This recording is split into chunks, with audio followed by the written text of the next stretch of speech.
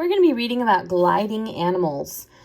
First, of course, we're going to read our questions. We're only going to answer a handful of questions, so go ahead and highlight or circle the questions that we are going to answer. We have number 1, 2, 3, and then we're skipping down. We'll do number 7 and number 8.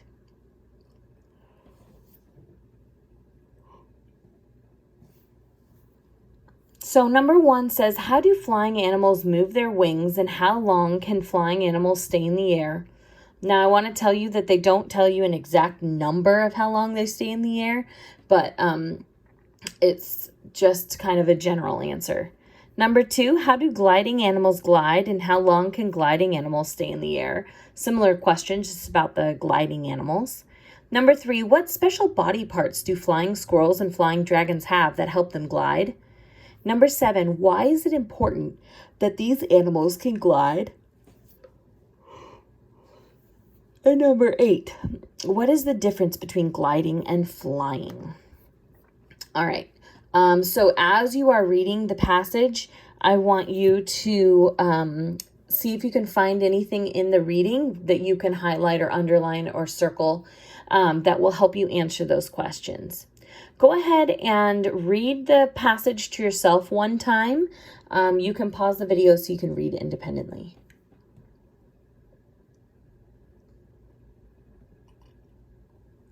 All right, now that you have read it by yourselves, I'll read it out loud.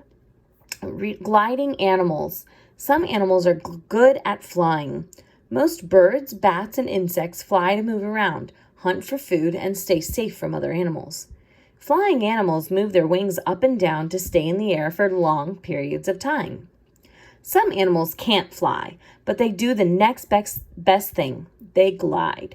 Gliding animals include some types of frogs, lizards, squirrels, fish, and even snakes. They can't stay in the air for very long, but they can glide for short distances. Gliding animals have special body parts that help them glide. Flying squirrels and flying dragons have large flaps of skin on the side of their bodies.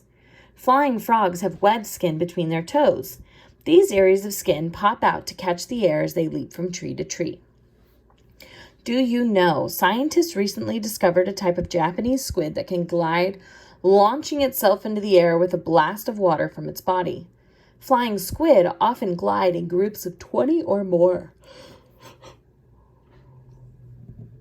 Now we have the flying squirrel, the northern flying squirrel. It has claws for tree climbing, loose skin spread between the front and back legs for gliding, and a long bushy tail. The flying dragon lizard has a long tail to help them balance when they're gliding, flaps of skin at the sides of their neck and body spread wide for gliding, and then the flying frog has flaps of skin between toes spread wide for gliding. All right, on to the next page. Flying fish are found in warm oceans. They speed up while swimming, then leap high out of the water. Large fins on their sides catch the air and help them glide over the waves. Gliding may be the best way for flying fish to escape from underwater predators. All right, so flying fish have large fins that work like wings when in the air. If you take a look at these animals, they all look kind of similar in a way. You can see the body parts that look very similar to each other. Now, the flying snake is very different. Flying snakes climb trees and then push themselves off of a branch. They flatten their body into the shape of a wing to glide safely from tree to tree. Apart from flying fish, gliding animals are mostly found in thick forests and jungles. Okay, that's a good thing to think about.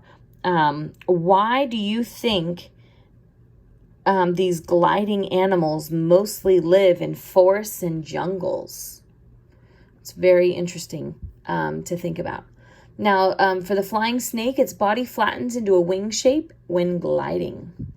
Over here, we have a chart, flying animals versus gliding animals. At the top and up here, it's all the flying animals, birds, bats, and insects.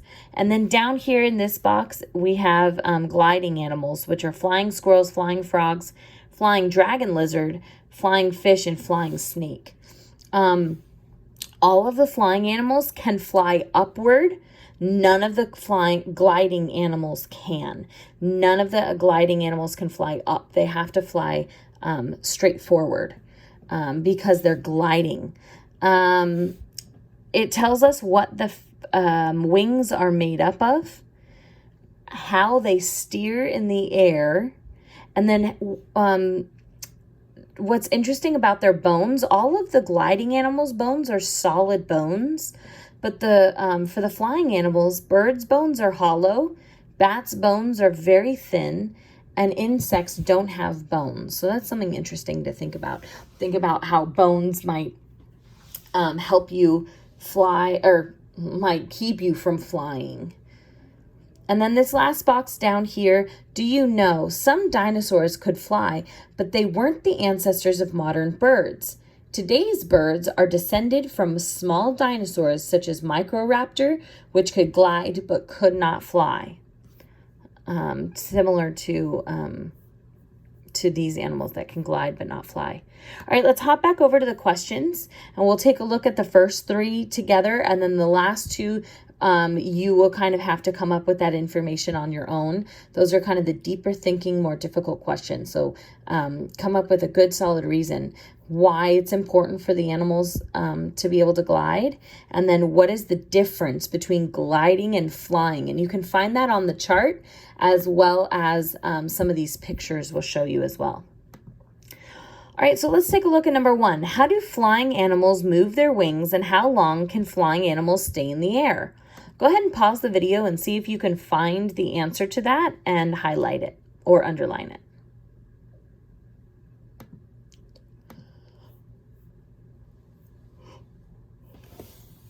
All right, so up here in this first paragraph, it's talking about the flying animals. It says flying animals move their wings. This is the part, move their wings up and down to stay in the air for long periods of time. That is all the information you need. Like I said, long periods of time, it's very general. It doesn't give you a specific answer, but that's what we're looking for. And then how do gliding animals glide, and how long can gliding animals stay in the air? So it's a similar question, but about the gliding animals this time. Go ahead and see if you can find the information on that and highlight it.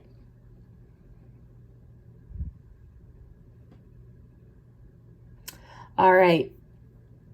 So gliding animals have special body parts that help them glide. And some of these body parts include large flaps of skin, webbed skin between their toes, and the skin pops out to catch the air as they leap from tree to tree. Now up here, it says they can't stay in the air for very long, but they can glide for short distances. So your answers are a little bit out of order right there. Go ahead and write down a sentence or two describing how gliding animals are able to fly through the air, glide through the air.